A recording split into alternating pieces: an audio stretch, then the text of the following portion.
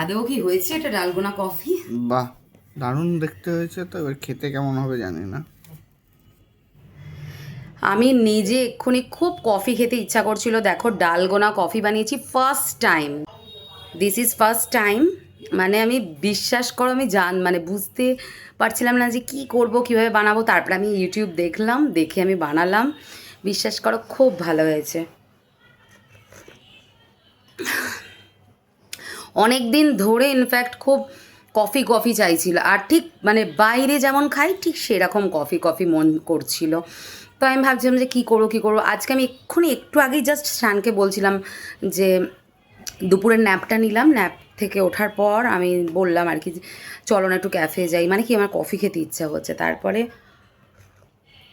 ও যা বলে সবসময় ঘর কোনো লোক নিয়ে যাবে না, তো সেক্ষেত্রে আমি ভাবলাম তাহলে বাড়িতেই বানিয়ে নিই। প্রাণটা আমার জুড়িয়ে গেল, কবে থেকে মনটা করছিল কফি খাবো কফি খাবো। দারুণ হয়েছে গো। তোমরাও প্লিজ এইভাবে কফি খাও, মনটা একদম ভরে যাবে।